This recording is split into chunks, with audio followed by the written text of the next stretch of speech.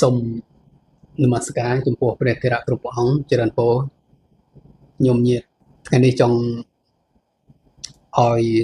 ស្ដាប់នៅរឿងព្រះនាងមូលិកាដែលជាព្រះទេពីរបស់ព្រះបាទប្រសិទ្ធិកុសលថាតើមានហេតុផលយ៉ាងណាហើយនឹងមានទោសយ៉ាងណាដែរតើនាងបានប្រព្រឹត្តនៅអំពើអីខ្លះចំពោះស្វាមីសិក្ខាបទទី3នៃសិល5គឺកម្មមេសុមិច្ឆាចារព្រះនាងមូលិកាជាព្រះទេពីព្រះបាទប្រសិទ្ធិកុសលព្រះបាទប្រសិទ្ធិកុសលនឹងជាព្រះមហាក្សត្រនៅក្នុងក្រុងសុវត្ថិព្រះនាងទ្រង់ប្រព្រឹត្តមិនគប្បីនឹងសត្វស្នក់ដែលថាសត្វឆ្កែដែលស្និទ្ធស្នាលនឹងខ្លួនណាហ្នឹងឯងតើសត្វចិញ្ចឹមនេះចុះកាលបើព្រះមហាក្សត្រដែលជា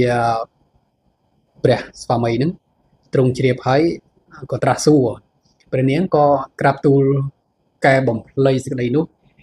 ត្រឡប់ឲ្យព្រះមហាក្សត្រនឹងទ្រង់ជឿថាព្រះនាងនោះពិតជាស្មោះត្រង់ឥតប្រព្រឹត្តខុសទៅវិញតលតែបានទេណាអញ្ចឹងព្រះមហាក្សត្រគេធ្វើម៉េចនិយាយម៉េចដើម្បីឲ្យព្រះមហាក្សត្រតលតម្រះឲ្យជឿទាំងព្រះមហាក្សត្រនឹងឃើញនៅនឹងផ្នែកហ្នឹងបើតែនិយាយបង្វែរដានដើម្បីបំបត្តិកាត់ព្រះនាងនោះជាស្ត្រីមានសទ្ធាដែរជឿនៅក្នុងពុទ្ធសាសនាណាមានសទ្ធាធ្វើបុណ្យធ្វើទានជឿនៅក្នុងពុទ្ធសាសនាដែរ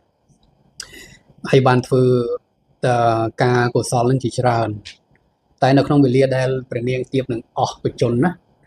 មិនបាននឹកដល់ការកុសលទាំងនោះទេនឹកតែអំពើដែលខ្លួនធ្លាប់ប្រព្រឹត្តល្មើសជាមួយនឹងសត្វស្នក់នឹងអំពើនោះក៏នាំឲ្យទៅធ្លាក់ទៅកើតនៅក្នុងនរកឈ្មោះអវិជ័យអស់រយៈពេល7ថ្ងៃតាមថ្ងៃមនុស្សលោកលុះរួចចាប់ពីទីនោះមកក៏បានទៅកើតនៅក្នុងឋានទុសិតសួគ៌ដោយអំណាចនៃកុសល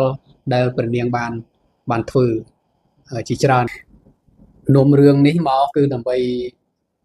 ចង់បង្ហាញឲ្យឃើញអំពីដែលការប្រព្រឹត្តនៅកាមេសុវិច្ឆាចារៈនោះទោះបីចេះលាក់បំបិតបំបាំងឬក៏កែខ្លួនឲ្យរួចទោសក្នុងជាតិនេះក៏គង់តែត្រូវទទួលទោសទៅក្នុងជាតិខាងមុខមិនខានបើគ្មានកុសលជួយយឺតយោងថែមទៅទៀតនោះគឺក្រោយពីសោយផលកម្មនៅនរកហើយនឹងទៅកើតទៅជាសត្វតិរិឆានឲ្យគេគ្រាវពូជឬក៏កើតជាមនុស្សប្រុសមិនប្រុសស្រីមិនស្រីញោមដឹងហើយបងហើយបើកើតជាស្ត្រីនោះក៏ត្រូវបានគេបំពានរាងកាយអស់ជាច្រើនជាតិនឹងតោប្រព្រឹត្តខុសនៅកាមេសុមិច្ឆាចារហ្នឹងណាហ្នឹងហើយបើសិនជាបរិសុទ្ធព្រោះហេតុដូច្នោះអំពើដែលប្រព្រឹត្តកន្លងប្រវេណីនឹងស្ត្រីដែលគេហួងហែងរក្សាទៅឈ្មោះថាបាបជាអំពើអាក្រក់មិនគួរធ្វើទេអ្នកប្រាជ្ញទាំងឡាយដែលលោកជឿកម្មនឹងផលរបស់កម្មលោកមិនប្រព្រឹត្តកន្លងប្រវេណីនឹងស្ត្រីដែលគេហួងហែងរក្សានោះទេ